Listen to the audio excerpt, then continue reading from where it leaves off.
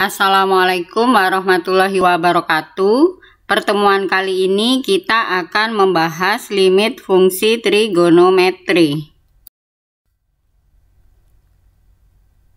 Yang pertama, tujuan pembelajaran. Melalui kegiatan blended learning online maupun offline, kita dapat berpikir kritis dan kreatif dalam menentukan limit fungsi trigonometri serta menggunakannya dalam kehidupan sehari-hari. Berikutnya materinya yang kita pelajari. Yang pertama yaitu penerapan. Ada rumus trigonometri yang digunakan pada limit fungsi trigonometri. Ada sifat limit fungsi trigonometri dan contoh soal. Untuk penerapannya, perhatikan gambar yang pertama. Ini adalah gambar speedometer kendaraan bermotor. Biasanya speedometer mencatat kecepatan maksimum di sini 0 sampai 220. Mobil atau motor tidak akan bisa ngebut sampai angka terbesar. Disinilah penerapan konsep limit yang selalu mendekati angka tertentu tapi tidak akan pernah sampai di angka 220. Seandainya maksimum kecepatannya, apa yang akan terjadi? Nah, ini akan kembali ke angka 0 atau berhenti dan harus diganti dengan yang baru. Yang berikutnya, yang kedua, untuk menghitung rotasi bumi dan benda-benda langit lain yang berbentuk elips, seperti komet. Contoh berikutnya, pada aritmia jantung. Menghitung kerusakan dari jantung yang hasilnya ditampilkan di USG. Di sini ritme detak jantung kalau tidak berirama atau tidak beraturan seperti ini, maka seorang dokter harus menganalisa di mana posisi letak kerusakan pada jantung. Nah, fungsi limit di sini untuk menebak di mana area yang rusak. Yang berikutnya, rumus-rumus trigonometri yang dipakai untuk limit fungsi trigonometri yaitu sin A tambah sin B, sin A kurang sin B, cos A tambah cos B, cos A dikurang cos B. Dan sudut rangkap, sin 2A dan cos 2A. Khusus untuk cos 2A, dia yang dipakai ada 2, tergantung soal yang nanti kita temui membutuhkan yang mana. Selanjutnya, sifat limit fungsi trigonometri.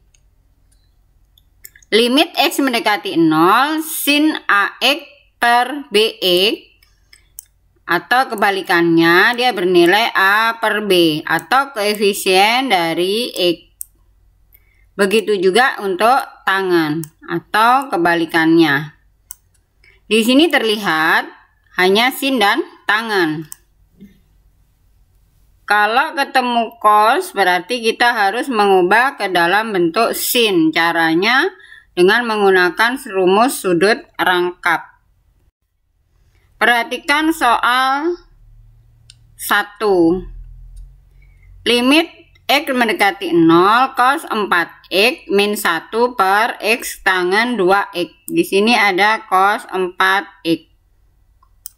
Ya, sebelumnya kita punya rumus sudut rangkap, itu cos 2X, itu rumusnya 1 dikurang 2 sin kuadrat X. Di sini kalau 2X berarti menjadi X. Sehingga cos 4X menjadi 1 dikurang 2 sin kuadrat 2X.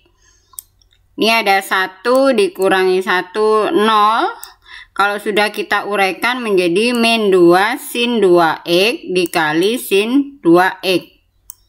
Karena ini ada kuadratnya. Kita uraikan, kalau sudah sesuai sifat limit fungsi trigonometri sin 2x per x, maka dia bernilai 2.